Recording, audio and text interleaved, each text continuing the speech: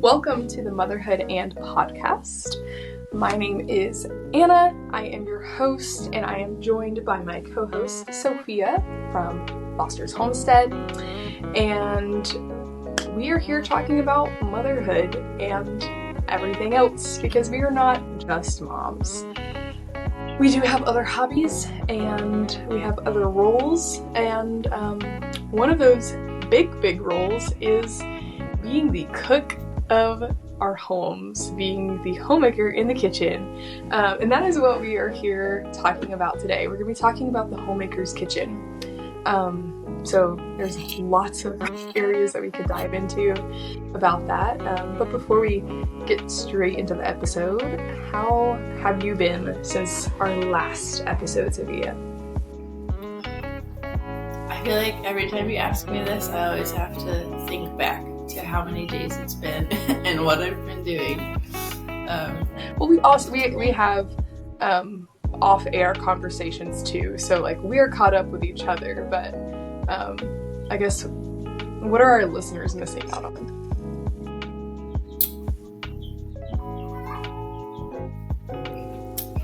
Okay, today's Wednesday.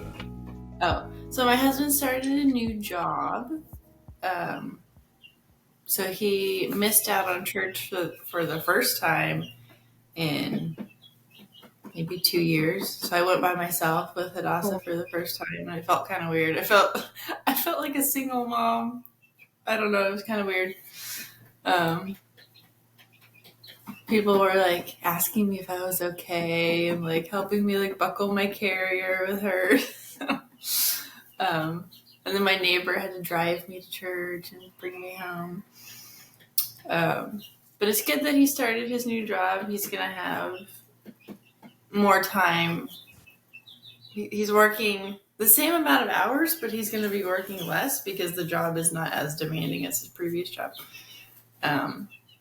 So I'm excited to have more time with him because that was getting a little hard on me because he wouldn't get home till like 11 p.m. and I felt like I was doing everything the whole day. So, but yeah, I think that can be rough whenever your spouse is out of the house a lot during the day. I am very fortunate to have my husband working from home, but it's like hard sometimes for me to delineate like that he's here and that he's working, because I think, oh, well, I just have access to him to be like, oh, hey, can you like take the baby for a few minutes? I need to do this. But he's on the clock. So, and with our current setup right now with the living situation, he doesn't have like a specific room with an office, which helps because then he can just like shut the door and like, I know, okay, I have to leave him alone. But we don't have that right now. So it's been, a learning curve on trying to remember he's here, but he's working. I can't disturb him because it's a nice little luxury to have him there when I need him, But yeah, different work situations, but that's great that he has a new job and that it's going to be better for y'all. Mine actually is having an interview today for a new job. So hopefully that works out well. That's could be a huge blessing for us as well if the Lord opens the door for that. So we're praying for that situation. I think, in like the next hour, he'll be on a phone call. So hoping that interview goes well. If you are interested in my tooth saga, my tooth has been affixed back into my head. So not as lispy as I was last week with my retainers in. Hopefully it doesn't fall back out. So we'll see. How that happened with mine. I had to go in, I think, 2 different times because they cemented it and it fell out when I was flossing. So I had to go back in like twice. And they were like, what happened? And I was like, well, I was flossing and it fell out. Ugh. And they were like, what? My dentist told me that the part of the reason may be that my tooth fell out because of my retainers. He was not the one who made these retainers. It was another dentist that I had when we were living in another state.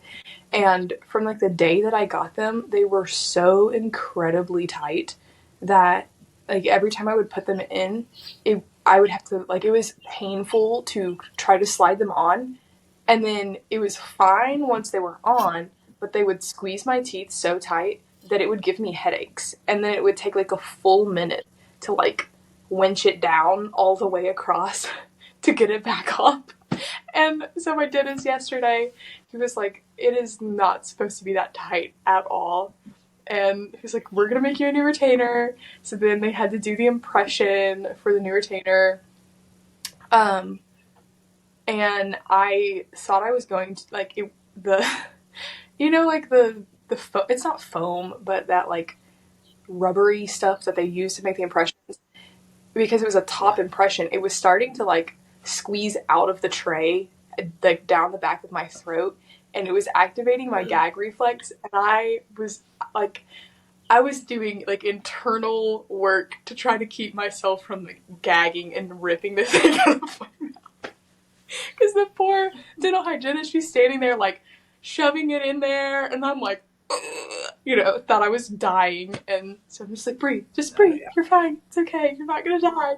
And then the more that I thought about it, the more that I felt like I needed to gag. And so then I was like, just don't think about it. And then I could not think about it. It was just, a lot of mental work in about 30 seconds. I was doing there. But tooth saga is hopefully over with. So that's my little update there. Anything else exciting happen in your life? Or? We're going to the rodeo tonight. And apparently they're having a turkey auction. So, depending on the price, might find my Tom Turkey a female that he's been so desiring. Because he needs a wife. He every 3 seconds, without fail, he's out there poofing around. And it's like peak turkey mating season right now, so he's like 24/7 on the job. So we'll go out there out back and sit with the animals and like be petting the lambs, and he'll come up. And he's never been aggressive. He's never pecked at us or like reared up like he was gonna attack us. But he's getting he's kind of showing signs that he could be getting a little bit aggressive. So he'll just like come right up, like if this is me, like he'll just be like putting his feathers in my face and like trying to like I was slapping his belly because it makes like a noise, and he was like trying to like mount my hand and like, sir, you're going in jail. So we put a fence around him. So he majorly needs a lady friend is what I'm hearing. Yep. But so I'm assuming like rodeo auctions are expensive, so I'm not hoping like, oh, we're totally gonna get one. But unless they're not, I don't know. So I guess we'll see. I've never heard of an animal auction at a rodeo, but y'all are in Texas, and I know Texas does things different, so that just might be it. But we have, honestly, I don't even know that we have rodeos around here anymore. I think the one place that used to host them, like 5 or 6 years ago, they quit doing it. And so I don't even know if we have a local rodeo. I need to look into that. But yeah, I've never heard of animals being auctioned off. Interesting. Yeah, we went to because the Houston rodeo is here, close to where we live. We live about an hour away. And it's the biggest rodeo my husband said it's the biggest rodeo in the world. I don't know if that's true, but I know it's the biggest in the U.S. And they have so many things you couldn't even go to them all. But I know everything's bigger in Texas, right? Yep. It takes like 12 hours just to drive like across the state somewhere. It's ridiculous. That's crazy. Yeah, Texas is huge. I have some family that lives there, so I've been there quite a few times in my life, mostly when I was younger. But yeah, I have family in like in Houston, in Austin, somewhere else. I don't think I have anybody in Dallas. I feel like there's so many big cities in Texas, like but they all live close to like one of the big cities. Yeah. Well, you want to Yeah, dive right Houston is into slowly. Homemaker? Go ahead. Sorry. I'm a lag. No, I'm sorry. it's the lag. I It's the just, lag, and then I was yeah. trying to say the Homemaker kitchen, and I said the Homemaker chicken.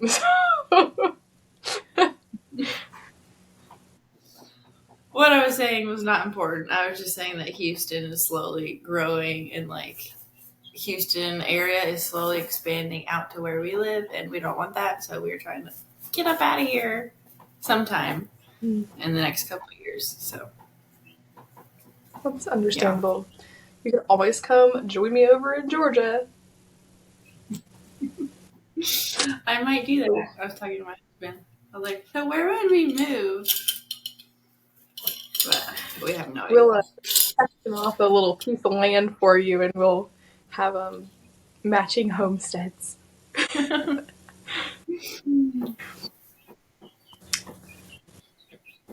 Well, let's go ahead and dive right into our episode topic today, which is the Homemaker kitchen.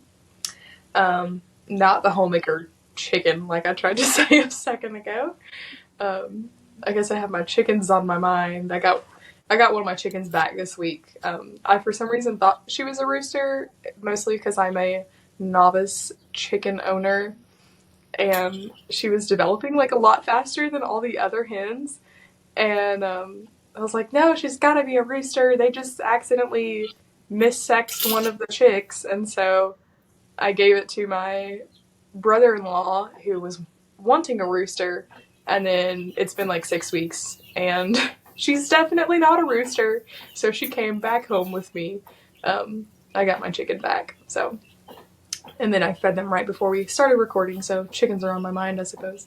So if your house is anything like my house, the kitchen is kind of, and I say kind of as in like mostly always, the center of the home. It's the hub of the home. That's kind of where everything is happening, where most of the time of the day is spent is in the kitchen or close to the kitchen. Because there's always something going on in there, or, like you're getting ready for dinner or for lunch or breakfast, whatever meal you're cooking, or you're washing dishes after the meal is over with, or, you're prepping something and somebody's needing a snack. There's lots happening in the kitchen. So I think most homemakers could probably relate to that, the kitchen being the hub or the center of the home. And so because of that, I think it's really important that we talk about it, that we put a focus on it, put a little bit of mental energy toward creating a smooth working, flowing kitchen, and kind of nailing down our activities that we do in the kitchen, just to kind of like take something off of our plate. There's so much that we do in the kitchen. If we can get some of these things in order, then that helps our day run a lot smoother. Um, I know, at least in my case. So, one of the first things that comes to mind for me when we're talking about the kitchen is meal planning. And I know that's not everybody's jam, not everybody's cup of tea. Um, I have gone through seasons of life where I've meal planned like so strictly, and then other times where it's like throw it all to the wind, whatever I decide to buy at the grocery store, and see if I can put something together out of it. That's what we're doing. Um, Currently, I'm like veering back to uh, meal planning very regularly. And that is because we have just had so much going on in our schedule that we've been eating out a ton. so much, and that hurts your pocketbook really fast. Really, really fast. In today's economy, people cannot be affording to eat out every single day. I don't understand how people do it.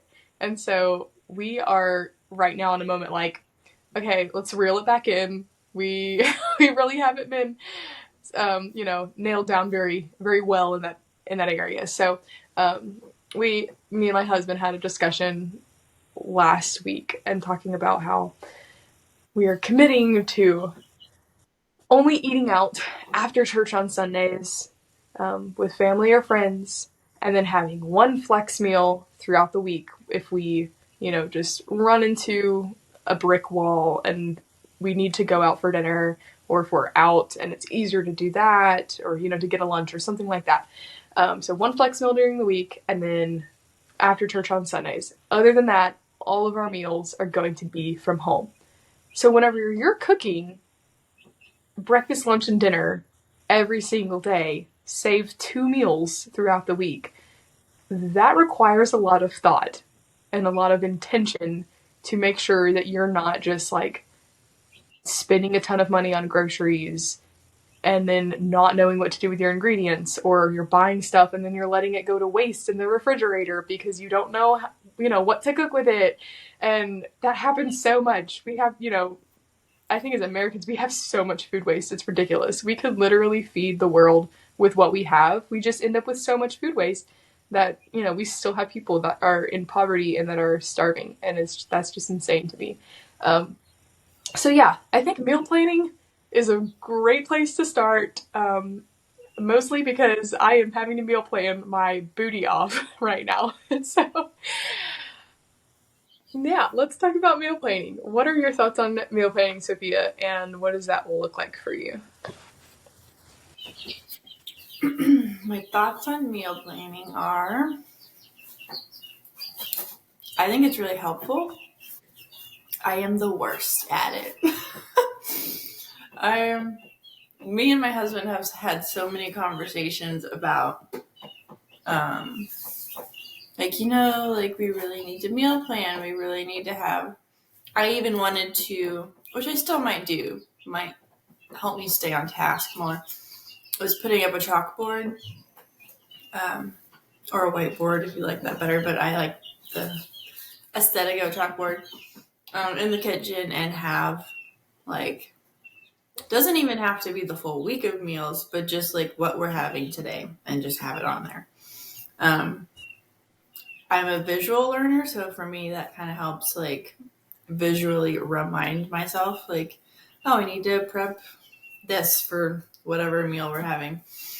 And I don't remember her name, but she's this I think she's in her 50s, Southern lady, blonde hair. She has 10 kids.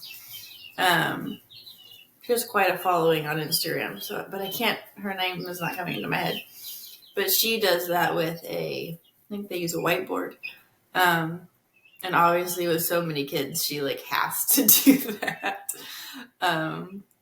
But so she'll write out, I think she does 6 days a week, food at home. She'll have her, because she has adult-ish teenage kids. She'll have her kids write it out, or she'll write it out. And she'll do Monday through Sunday. And in there, every once in a while, it's we're going out to eat because there's someone's birthday, or we're going out to eat because it's after church on Sunday. But yeah, I saw that a couple of years ago, and I was like, oh, that's such a good idea. And I just never implemented it, and I still haven't implemented it. But me and my husband have had so many talks about, we really need to get on this. And then I just don't, because I'm the worst at it. And it's not because I'm the worst at it. It's because I'm not prioritizing it. I could be the best at it if I wanted to, but I'm just not putting the intention towards it. And I also struggle with coming up with ideas of what I want to eat, because I feel like what I want to eat changes so easily, based on the day. And then if I've planned something, I'm like, I'm not really feeling that today. I don't really want to make that or eat that today. So then I just change it up and I'm like, okay, well, I'm not going to stick to the meal plan. But I do find that when I stick to it, even if it doesn't sound good, when it comes time to actually sit down and eat the meal, I do want it and it is really good. So I think pushing past that, like, no, that doesn't really sound good right now. Like once you get past like actually getting into it and making it, like at the end, when it's done, when it's sat on the table, you will want to eat it. So, um, yeah, I and I'm completely talking to under myself. and relate to that. And I think the reason why is because, like, even if, 2 hours before dinner, you're not feeling what you had on your meal plan, I think that the satisfaction that you get by not having to, like, already having done the mental work to figure out what you're going to do for dinner, have already got the ingredients, like, have done all that forethought, the satisfaction of just being able to walk into your kitchen, pull out your ingredients, know what you're going to make, cook it, and then sit down to your meal is greater than the not wanting to maybe eat what you had on the meal plan that day. It's like you sit down and you're like, you know what? This was totally worth it. At least that's how I feel whenever I do that, because I love creative freedom in the kitchen. It's such a creative expression for me. And so there's some days where I'm like, oh, I really don't want to do that. That seems, kind of boring or lame, or like I'm not feeling that. But then whenever I sit down to the meal that I didn't have to think about, I just went in the kitchen, made it because I knew that's what I was going to do. Even if I wasn't feeling it a couple hours before, you sit down to it and you're like, you know what? This is really nice. Because I've already done all the before work. And that's, I think, one of the biggest parts of meal planning is like getting over that hump of having to do the mental work ahead of time. And that's where I always would struggle, because even though we don't have, kids that are old enough to be asking us the time told question, we still have husbands that are, asking, I'm sure you heard it, what's for dinner? What's for lunch? Whoever's in the house that can use their words is going to be asking, what's for dinner? So I think having, like you said, that physical, like this is what it is. That's one less question that we have to answer and be responsible for. It's there. You can look at it, you know where it's at. Just go figure out what's on the menu. And then we also don't have to worry about what's on the menu each individual day because we've taken that time ahead of time to meal plan, and it's out of your brain. That helps me. That's like lifts some weight off of my shoulders 100%, 110%. Yeah, that, and I guess it's just women because of our brains and how much we do throughout the day. Um, I thought it was just me. I'm like going through the grocery store, and I'm like a million thoughts going through my head, like a million. And I'm like, I see something, and I'm like, oh, that could go with this, but it needs like 12 ingredients, and so I'm going through the 12 ingredient list for this meal. But then we need 7, and I'm just like trying to connect all the dots, and doing that on top of then having to go and figure out like, oh, so which one of those 20 meals that I thought of in the store do I actually want to make today? And then what ingredients do I need for that?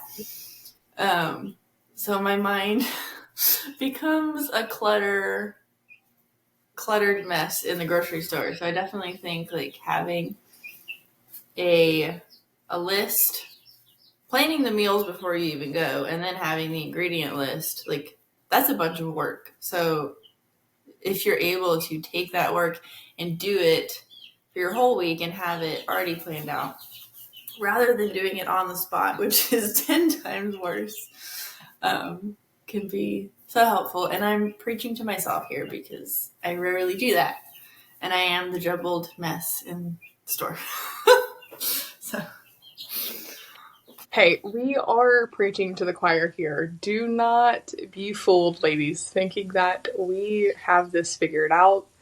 We anything, are here having a conversation about how we can help ourselves figure this out.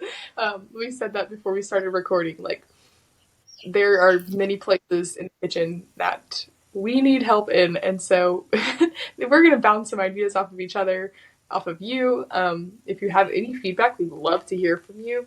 Send us a message, or you know, send us an email, however you want to contact us. We'd love to hear your thoughts. But yes, I totally agree. And it is dangerous, especially if you go to the grocery store on an empty stomach. That is like straight up dangerous because everything looks good. Everything is like, oh my goodness, that sounds so good. And then, like you said, you could come up with 30 different meals in your head. But then each of those different meals probably has like totally unrelated ingredients to each other. And so then you have to buy the whole store by the time you're done. Um, and then, if you get home and you didn't have something that you needed, then you have to go back to the store the next day. And I know nobody wants to be in the grocery store shopping every single day. There might be somebody out there that thinks that that's a fun time. My father-in-law, that's like his therapy. He gets up and he goes to Kroger almost every single day. And he'll just buy 2 or 3 little things, like at a time as they need it. But he's also, very close to retirement, and like that's his thing.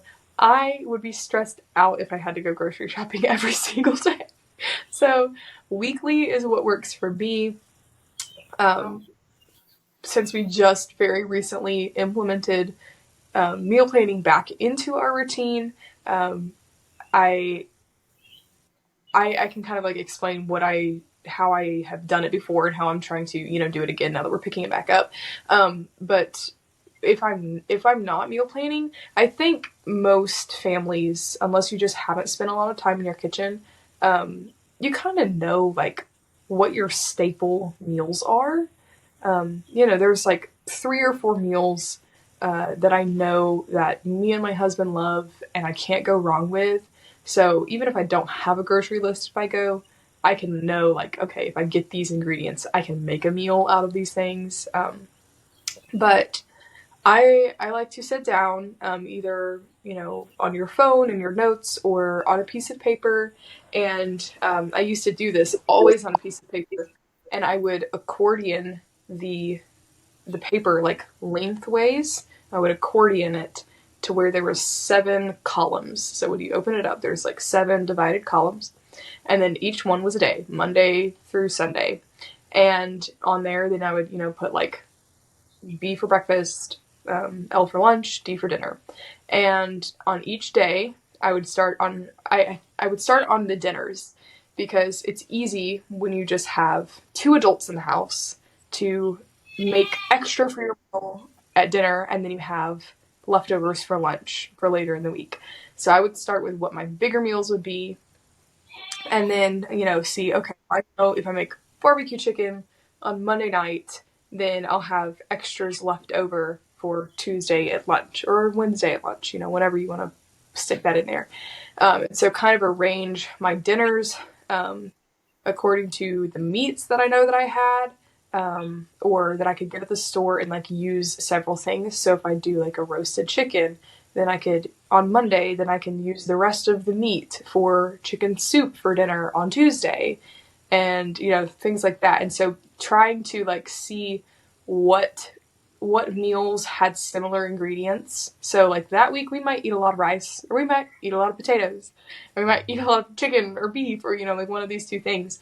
But being able to get just bigger amounts of similar ingredients, be able to make multiple meals.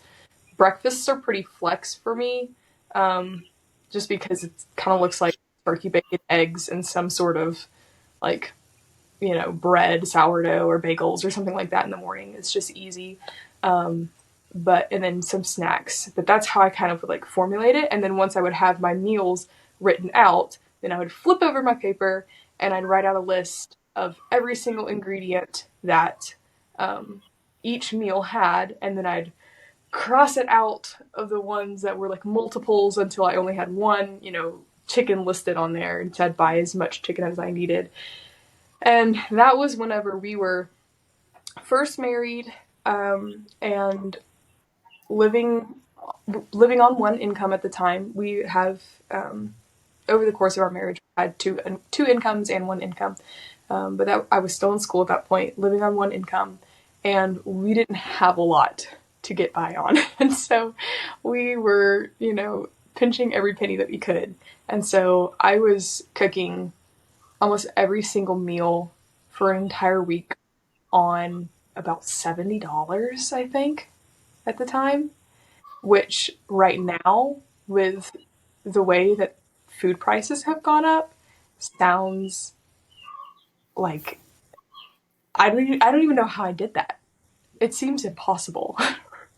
Right now, I just went grocery shopping this morning.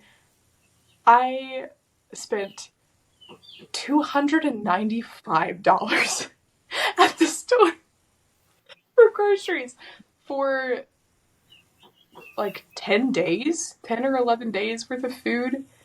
And there was some like staple foods in there that will last us beyond the 10 days. So it's not, like all can be used up at that point. So it'll extend past that. But I like literally cannot fathom how much money I used to spend on groceries. Like there's no way we could do that now. I don't know what y'all's grocery budget looks like, but it just, food prices are so crazy. It's insane. Yeah. Yeah, we go to the store for, let me think of an example. So a couple days ago, we wanted some chocolate, a salad for dinner. I picked up some things for a salad, and some drinks.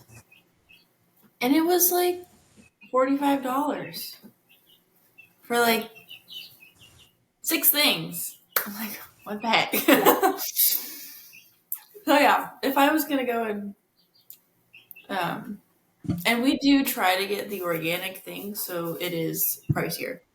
If we were gonna do like the generic brand of everything, obviously that would be cheaper. I don't know what y'all do. But yeah, the pricing that you were saying sounds about right. It's insanity. And yeah, we do, I would say like, it would be about 90% organic is what we buy.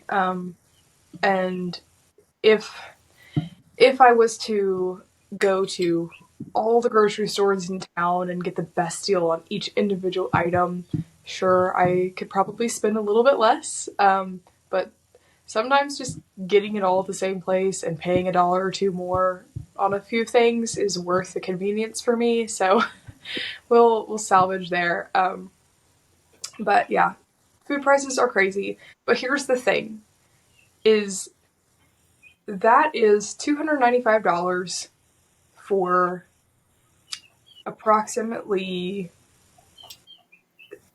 taking out a couple meals that I know like my mom will be cooking since we live with them at the moment. I calculated it out to be 19 meals for each person over the next 10 days. So 38 meals in total.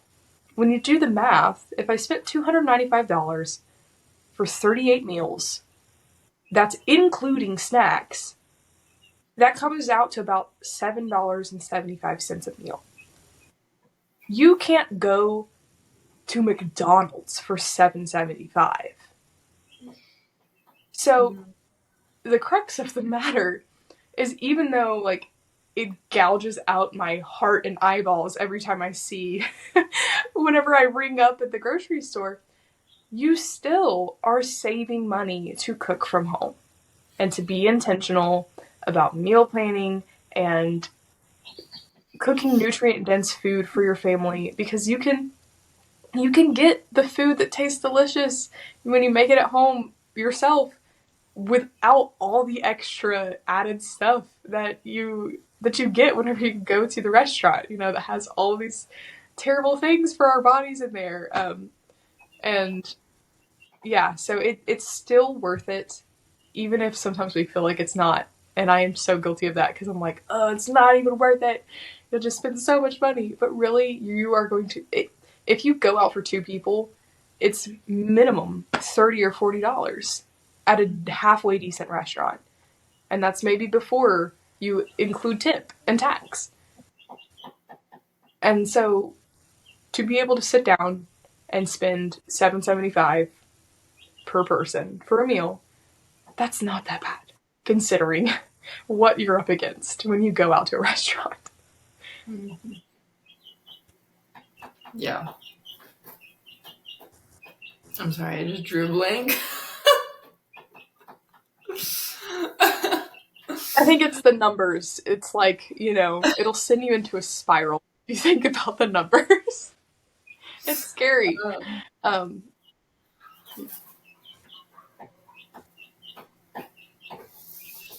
sorry, I am drawing a blank. I'm sorry.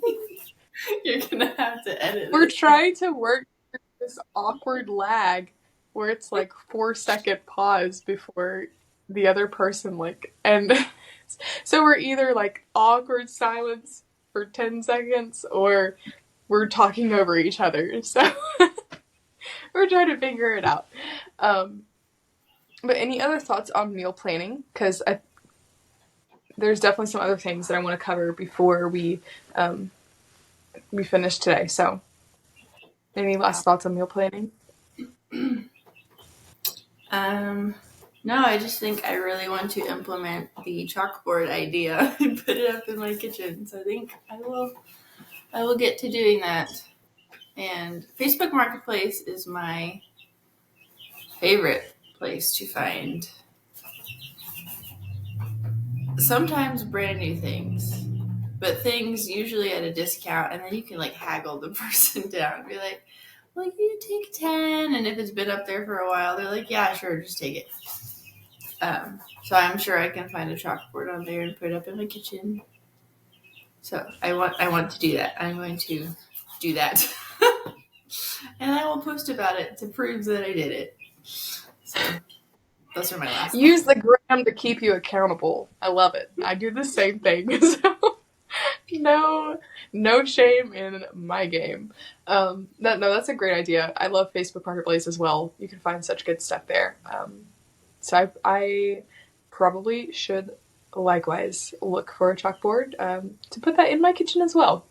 Because what's for dinner is a big question around my house too. So yeah, I love that idea. And don't be afraid of the meal planning, ladies. I know it is daunting to start, but it is very rewarding, not just for your family, for your mealtime, but it is rewarding for your bank account as well. So we've already talked about the numbers. It is rewarding for your bank account. So kind of in that vein, there is a lot of, if you're making your meals from scratch, I'm not talking about just popping open a can of cream of chicken soup and a can of beans, and I think our grandmother just came from the canned era where they just popped open a whole bunch of cans of things and put it in the casserole. That's not what I'm talking about here. I'm talking about whole food ingredients and chopping it up on your cutting board, and like getting the butter out of your fridge and getting the veggies out and doing all the stuff, and you're making your broth and you're doing those sorts of things.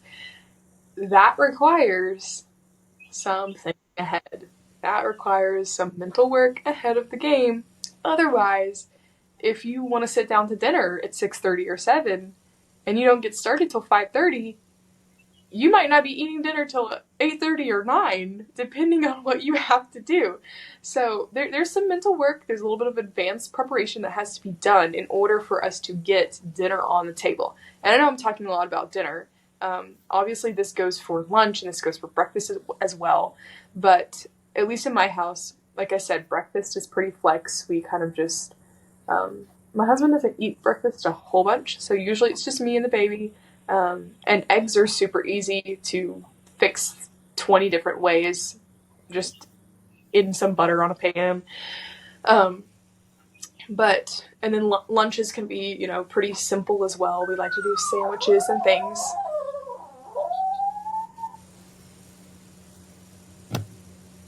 It sounded like a creaking door, but that was a whining baby. Does He he was like to still treat? sleeping. He's been doing that a lot lately. Like just making these really dramatic noises while he's asleep. And then I think he's gonna wake up and he doesn't.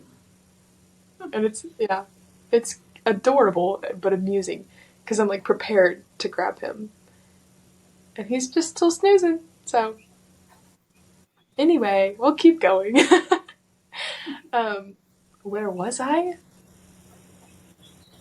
You said your husband doesn't eat breakfast, but you do, and it's Yes, what? yeah. And so on lunches are easy to keep simple as well. Have some sandwich bread.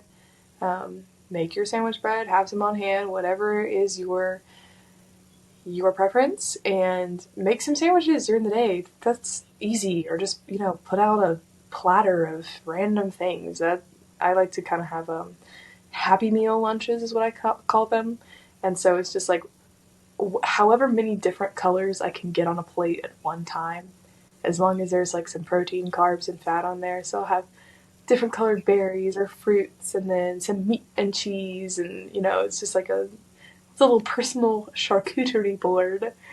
Basically, is what that is. Uh, that's easy lunches for me. Or like I said before, leftovers from the dinner the night or two before. Just make a little extra. You'll thank yourself later when all you have to do is heat it up.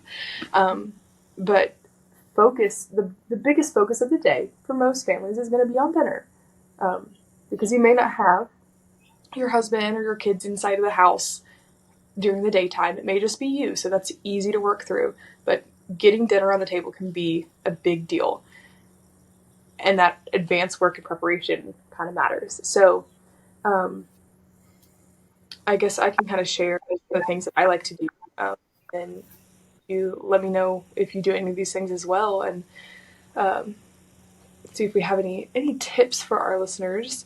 Um, I will always soak my beans and my grains. Um, is that something that you do in your house, the soaking? I soak beans if I'm going to use them.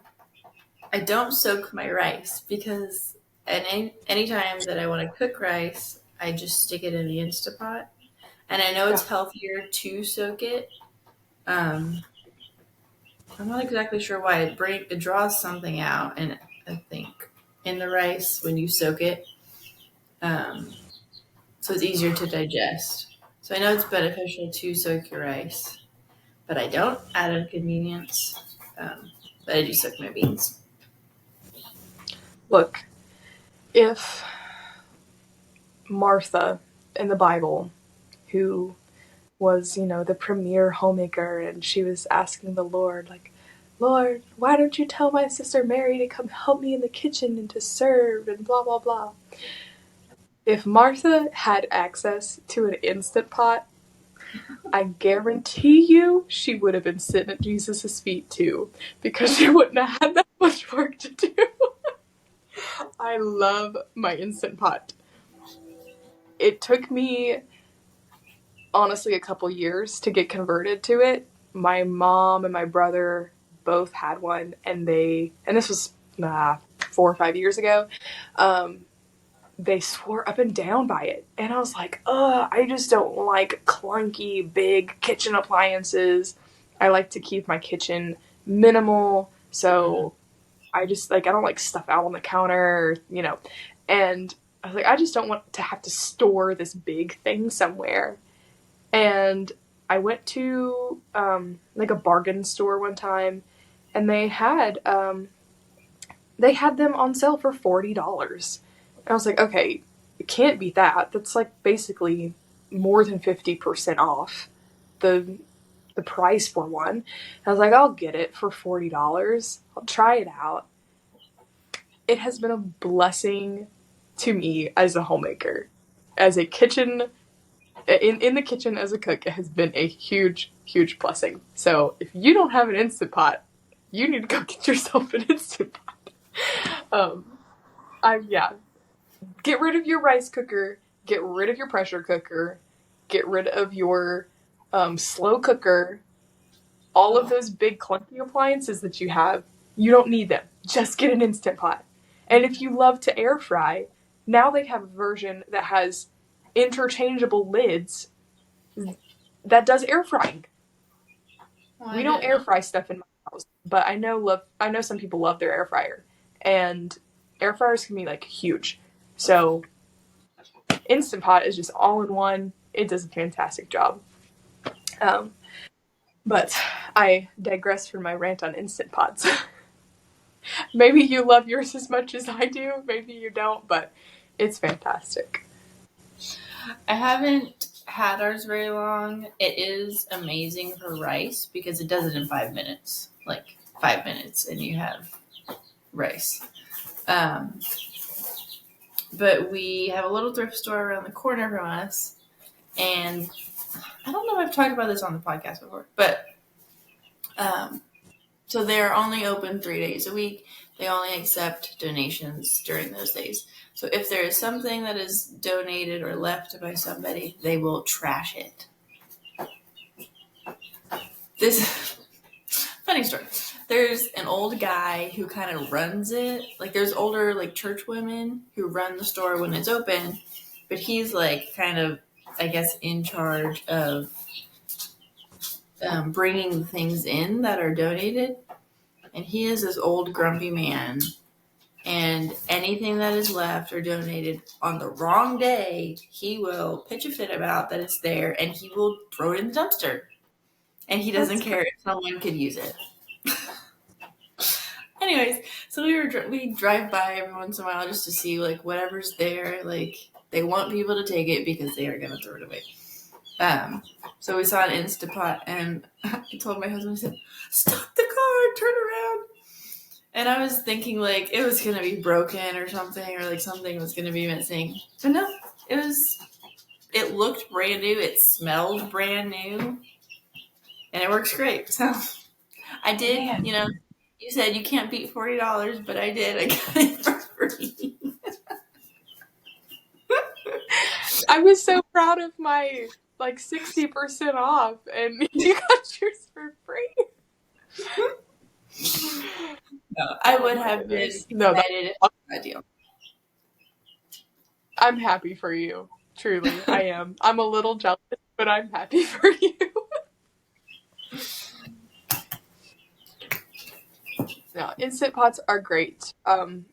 Like you said, they cook rice, they cook beans so fast. Um, but kind of what I was referring to, even um, with it being able to cook so quickly, I still do love to soak my grains and my legumes, which we don't do a ton of beans every once in a while, but I do love to soak them, like you said, for digestibility. And I could be 100% wrong on this, so don't take this as gospel. I think it might vary based on the like what the food is. Um, but at least for one of them, there's like phytic acid that is kind of like encapsulating it, and that's hard for our bodies to naturally digest. And so, soaking your grains, so things like rice or barley or oats, anything like that, soaking it in, so just cover it with water plus a couple inches, and then add a little bit of apple cider vinegar, just like a tablespoon of apple cider vinegar to it. Um, Soaking that for, I know whoever they is, says like 6 to 8 hours or do it overnight. Um, Sometimes I'm in a pinch and I can only let it soak for 30 minutes. But to me, like any small benefit is still going to be beneficial. So I'll do that, and then and then you just rinse it. Just rinse it in a strainer and then cook as normal.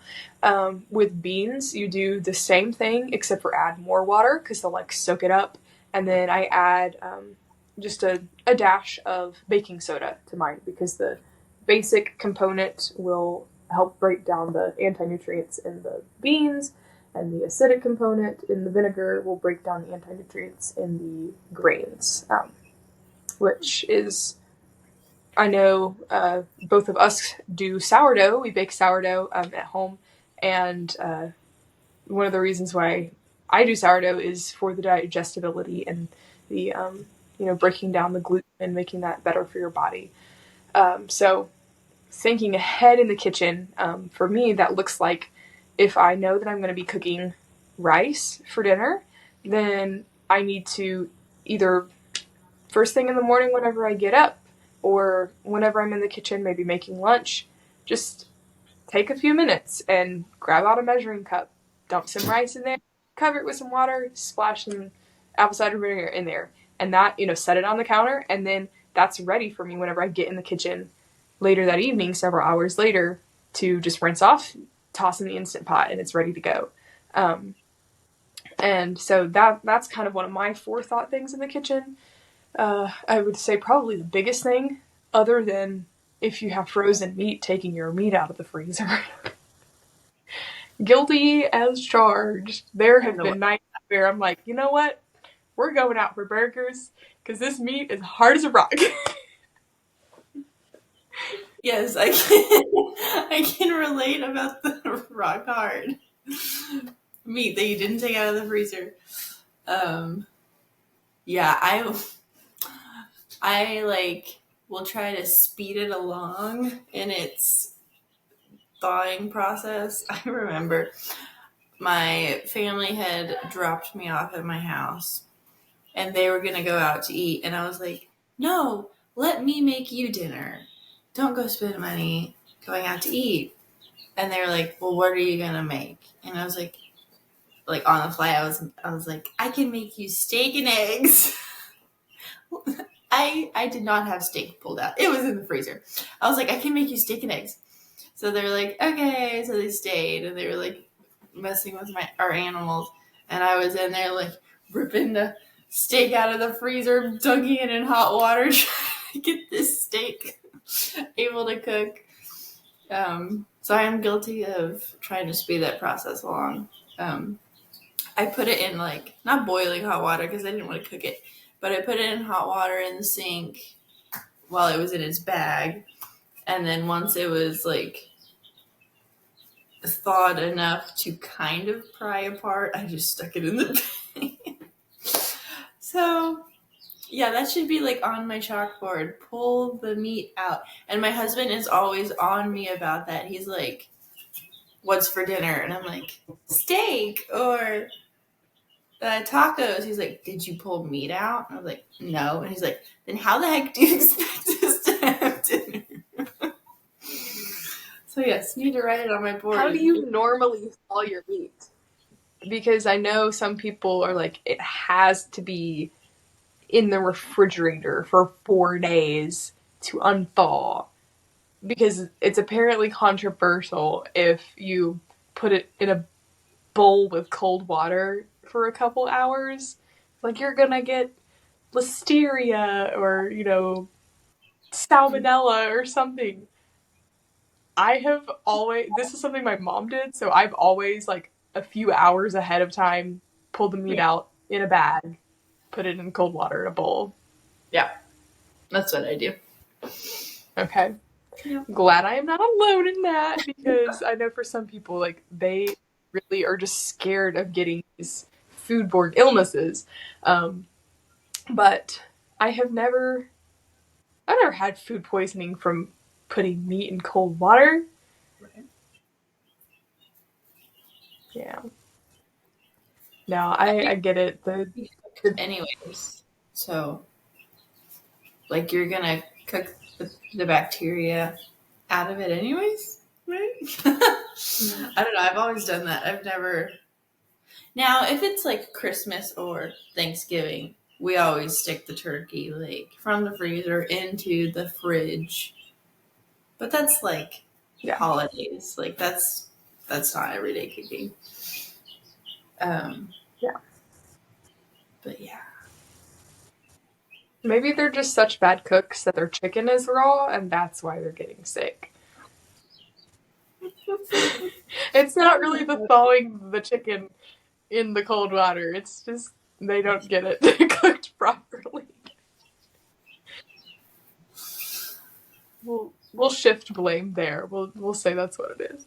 But yeah, just those small things of remembering to take the meat out of the freezer, remembering to, earlier in the day, toss your beans or your rice in some water. Remembering that, like, oh, if you're baking, a loaf of sourdough, you need to feed your starter a few hours beforehand before you mix it up. Um, or if you break all the sourdough rules like I do, then just go ahead and use the discard anyway. It'll still work. Just bulk ferment it longer. It's okay. Um, but, Ferment. That is my you'll probably motto. have a nice loaf of bread if you feed your starter at the right time. Um, so, just remembering, like, there are those little things, those little pockets that create more room for you later whenever you're trying to prep your dinner. Um, and I've already said it, that's a lot of what it is just that mental work ahead of time to give yourself, that reprieve whenever you're cooking dinner, just being able to get in there and get it done and have it on the table. Um, what are some of your favorite meals, some of your quick, easy meals that are your go-tos, um, that y'all both enjoy? Something that, like, if we've got a homemaker listening to this right now, and she's like, okay, that sounds great. I need to soak my rice. I need to pull the meat out of the freezer, and I need to meal plan. But, like, what am I gonna meal plan? What dinner am I making with the rice? So we like to buy a bunch of meat from our local ranch, organic grass-fed ranch that's 2 hours away from us, but we meet up at a farmer's market. So we really like to have like our meat freezer stocked, because that is like a good half of your plate, like is protein meat. So we always like to do steak. So we bought pork. I know you don't eat pork. We do on occasion, but I cooked up a pork roast the other day, and it like gave me a stomach ache. Not because the meat was bad, but it just like did not sit well. So I will not be doing that again. I prefer steak, like cow steak. Um, so yeah, having like a steak. I'm a really big fan of sauces. Um, if I have like sauces and like a special drink with my meal, it just feels like complete and I am happy. So even if there's not like perfect aspects to the meal, like as long as I have like a meat, so a steak with butter, cooked in salt, I don't really get fancy with it. Some rice with butter, and then if I happened to do a salad. Um, but really, I like steak, rice, and then like all the sauces that I want. My husband hates sauces, but I like A1, ketchup, ranch. I don't like mayonnaise. That's not really a sauce though. Um, Hot sauce, Tabasco. Um, so if I have like my sauces, my steak, like a carb, because if I don't have a carb, I feel like what's the word? Insatiated. Like it doesn't feel like complete for me.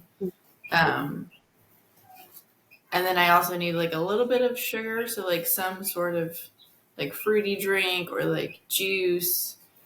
Because if not, then after the meal, I'm like always looking for like something sweet. Um, so yeah, and then some raw milk never hurts. We like to put that together with our dinners sometimes because that is full of protein and good vitamins for you. Trying to think of like we really like. like Asian foods. So taking steak, chopping the steak up into like cubes, throwing it in with some broccoli, and then making like an Asian soy sauce um, mix. And you could always add rice to that. Um, I really like making, and this isn't quick, but I really like making homemade chicken tenders, fried in like beef tallow Hmm. or coconut oil. It always works great with coconut oil. I've never tried the coconut oil. I've done the tenders in tallow, which always is delicious. I mean, anything fried in beef fat is fantastic. But I've seen like fries fried in coconut oil, but never the chicken. Might have to try that. Yeah, there's not. I wouldn't say that there's a strong coconut flavor at all, um, but I find that it works, and it's unless you're making your own beef tallow, it's a lot cheaper.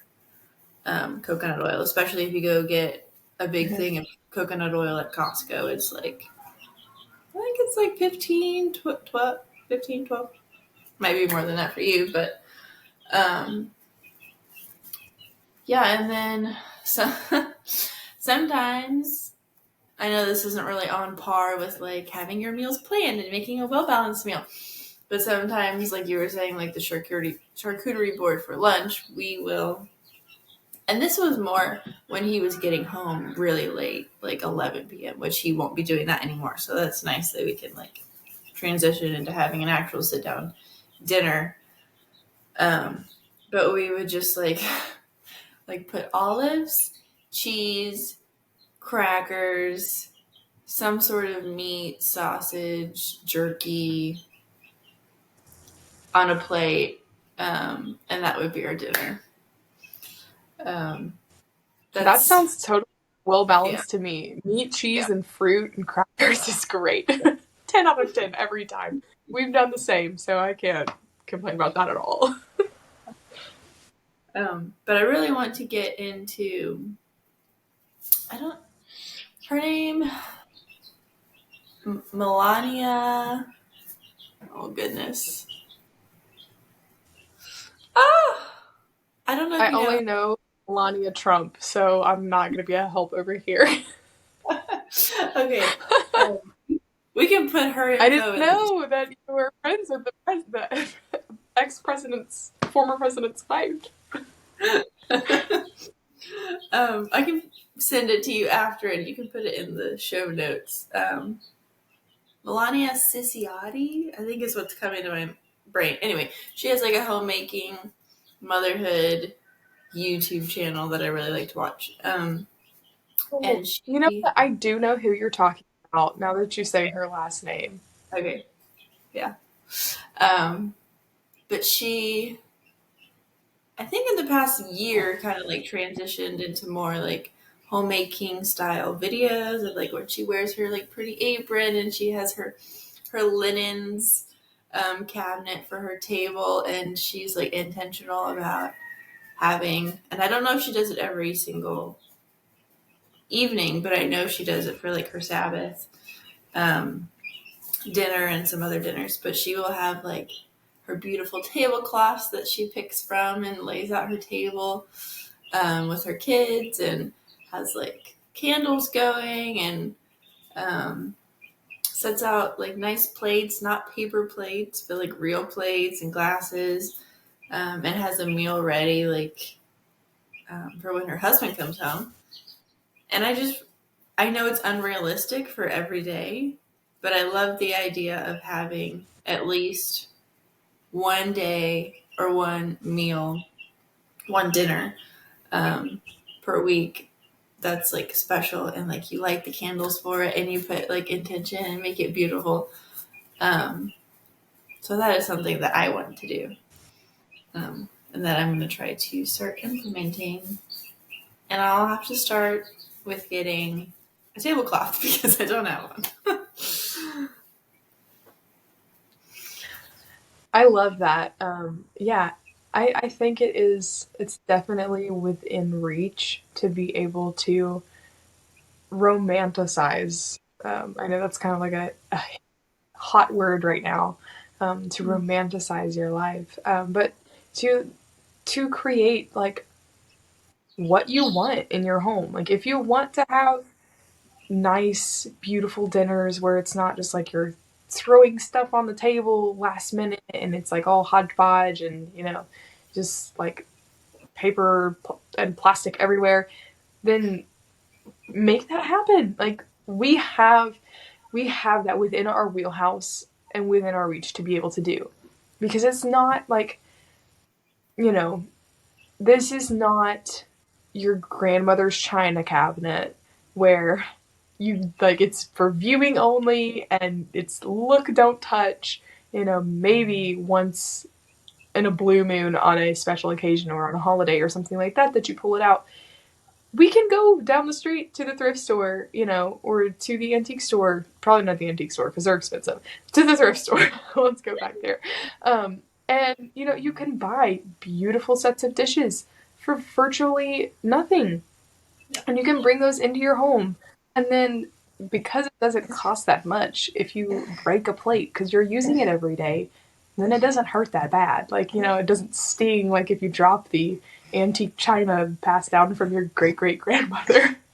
And so just like grabbing some linen, some napkins, some fabric napkins. You might have to do an extra load of laundry once or twice throughout the week, but like we have that within our reach to be able to romanticize those areas of our life, and especially in the kitchen around dinner time, one that is such a vital part of our everyday, it's kind of the heartbeat of the home, for a lack of a better term. Being able to make that look like what you want it to, I think, is really, really important for keeping your brain in the right spot. Because and keeping your heart in the right spot, because it's very easy to become burned out in the kitchen. Very easy to become burned out over dinner time. And so whatever it is that you can find to make those moments just that much more enjoyable, I think does a huge difference. It makes a huge difference for the homemaker. Yep, that is so true. The thrift store right up the street is like a set. We got some of our plates from there, um, but you can get a set of like. And in fact, now that you say that, there is this set of dishes that has been sitting there for the past 2 months, and it's like this like vintage like blue and gold around the rim, like kind of um like Jane Austen era style. And I was like, maybe I will add that to my table because I think it's like $7 for the whole thing. So yeah, Yeah, that's awesome. I know you've mentioned that thrift store is really good, but the more you talk about it, the better it sounds. It sounds awesome. Come visit and we'll go thrifting. Yeah, so let's see. Just a couple more things before we close out here. Um, Kitchen organization and flow. Another big impact, in making sure that dinner gets on the table in a timely manner, or that everybody has things accessible to them in the kitchen, is how it flows, what your organization, your structure looks like within the kitchen. You know, are people having to come up right beside you at the drawer, like that you're standing right next to get a fork out while you're trying to cook on the stove? And they're getting in your way. Like, are things structured and organized well so that it actually flows for your family? Like, where are your plates and your cups situated? Do you need to reorganize your pantry situation, or like where your dry goods are stored? What does that look like? Um, I know the flow of my kitchen right now is definitely not optimal because we are in our basement house, at my parents', and so it's not actually my kitchen. It is my mom's second kitchen, really. It's not her primary kitchen. We're blessed to have technically a kitchen to ourselves, but it is not one that I set up for myself. So it feels a little bit disjointed for my family, you know? And so I haven't rearranged things to work more optimally for us. We're just kind of making do with what we have. But I can definitely feel that kind of brokenness whenever I walk into the kitchen. I'm like, oh, I totally would have put this in a different spot. And so just being able to recognize, like, okay, there are some points in the kitchen where we need to switch some things around. Just switching those few things can make a huge difference for the flow and the structure of our kitchens. Do you have any pointers or tips on that, or things that you've noticed in your home? Especially, this is something I need to work on, but especially if I am baby wearing, I think maybe keeping that in mind. Like, if you're a mom who has young kids, like, it's going to be a while that you have young kids for. So, kind of Mm-hmm. organize your kitchen, like, with that in mind. Like, okay, if I'm baby wearing and she's sleeping, that pot that is at the very bottom of the back of the drawer is not going to come out because I don't want to wake her up. So it's going to stay there. And that kind of like puts like a roadblock in my mind of like, well, now I can't continue on with dinner because I need that pot. And it's like all the way under there.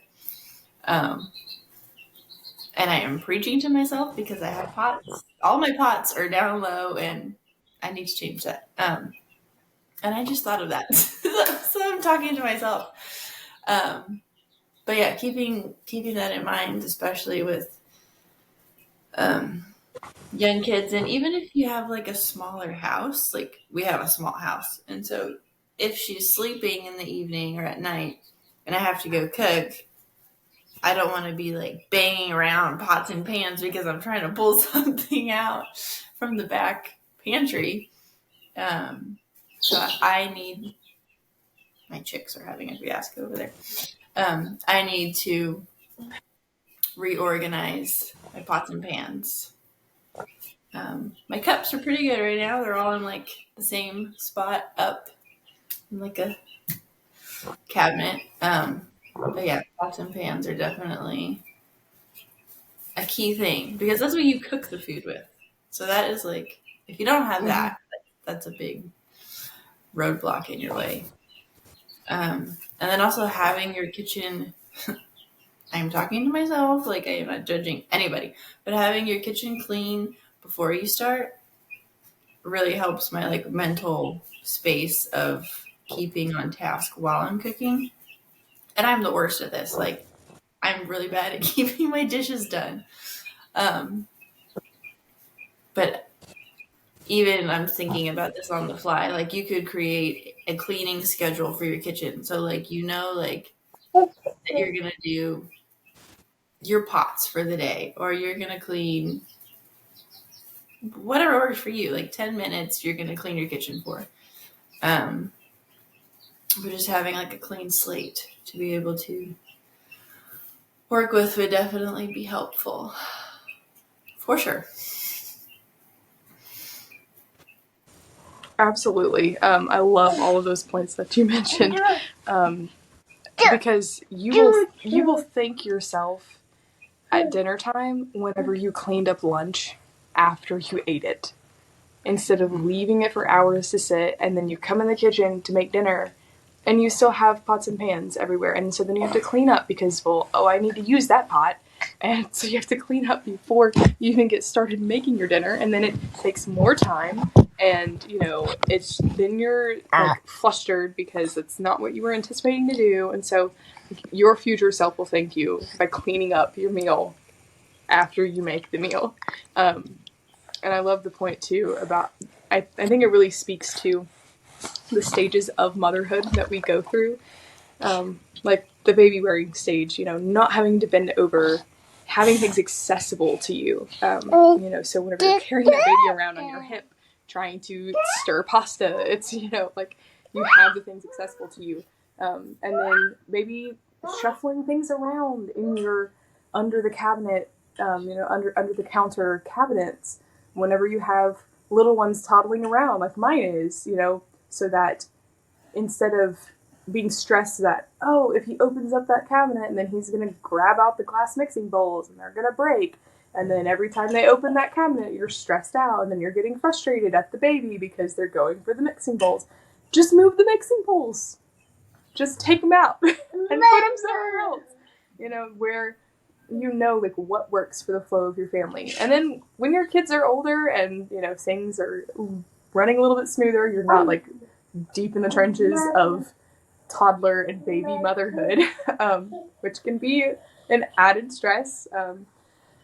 Then work it to what is convenient for adults and for grown kids in your household, or even like for the younger kid stage, having things accessible to them so that if they need to go into the kitchen and get themselves a snack, and that's one less thing that you have to do, making sure that the berries are already washed, the fruit is already accessible to them, and that there's little packs of cheese or something like that, and so that they can just grab themselves from their little area a plate or a bowl, and they can get their stuff together with minimal mess, and not you not being worried about having to do every little thing. Give yourself those moments ahead of time, and figure out how that needs to work in your space in order to make it for you, because it's going to look different for every single person. Every single person's kitchen is different. So I know that there's definitely a lot more that we could talk about when it comes to the homemaker's kitchen. It could be an endless conversation, because we spend so much of our time there. There's so much that we do in the kitchen. But I here momentarily am going to have to go into mine and start making a knockoff version of pad thai for dinner. Because you mentioned that y'all like Asian food, and we do as well. Stir fries are so easy, like noodle dishes, pastas are so easy. One of the things that we love is it's. Oh, thank you, thank you. I'm getting prizes brought to me. Better than them going in his mouth. But one of the dishes that I love, it is a crowd pleaser. I could make it 100 times and never get sick of it. It works well for future things if you have leftovers, and it's just easy. Like, if you have only 10 minutes to get dinner done, it's easy to just 10 minutes prep, get it in the oven, and then you can get whatever you need to done for an hour and a half before it comes out and it's ready.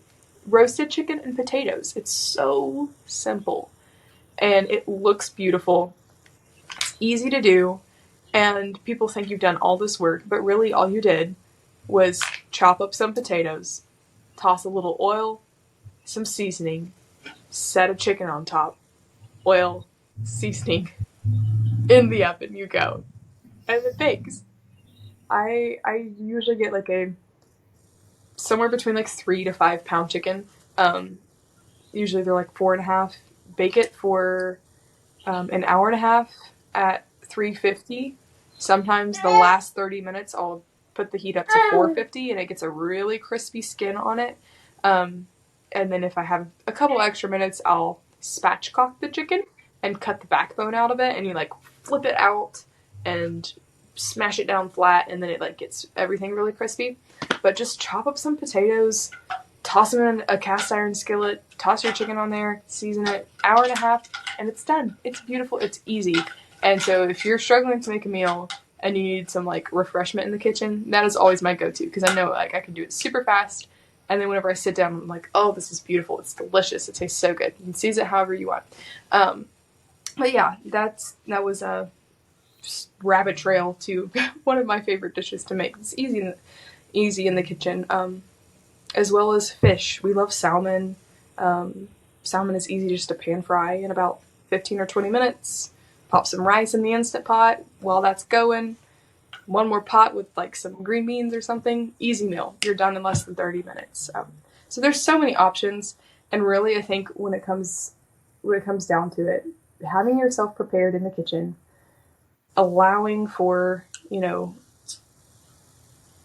what it takes to get dinner on the table is gonna be that mental work that we've been talking about the whole time.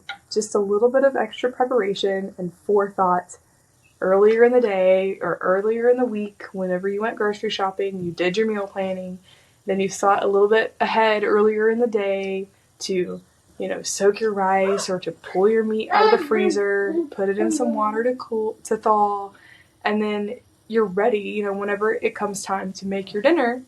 And you don't have all that extra stress of, okay, well, what's for dinner? What do I need to cook the said dinner?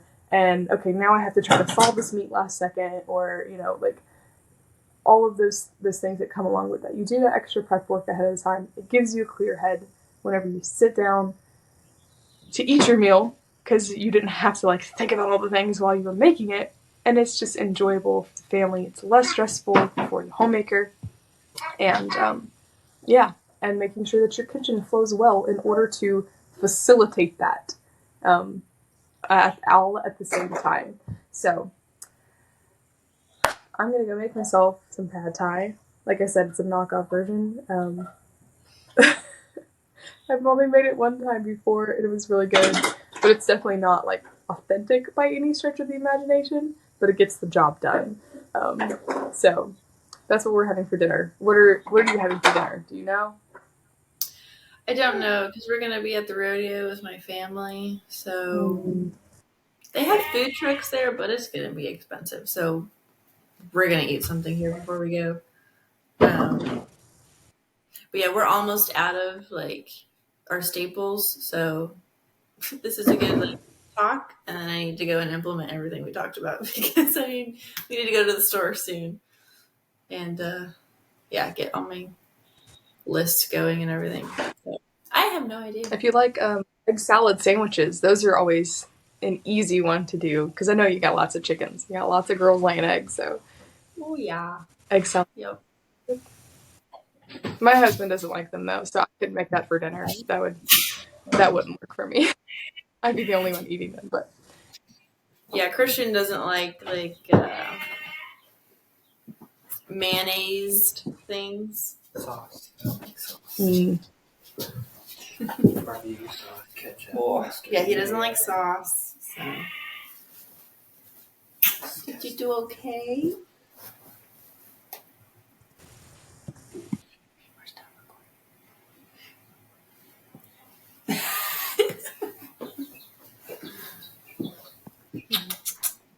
Well, we are both on baby duty now, and on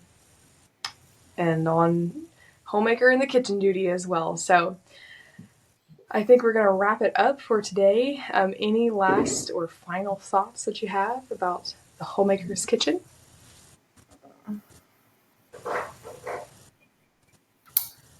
I think finding the balance of letting real life be real life, but also not letting that cloud your mind, and then you being well, I can never make anything nice, and this is just gonna be how it is, and I'm just gonna always be throwing things together, and not having an attitude of don't let the chaos of life become how your kitchen runs. So I think finding the perfect balance of that is key, and I'm still working on that. I love that. Yeah, that's awesome. Well, thank you all very much for being here with us today on the podcast. We hope that you enjoyed this episode. And if you have been enjoying listening to the podcast, we would love for you to give us a review. You can do that on Spotify and on Apple Podcasts. And leave us comments. Leave us any feedback that you have. We are always happy to hear from you. We thank you so much for joining us here on Motherhood and we will see you next Friday on the podcast. Bye.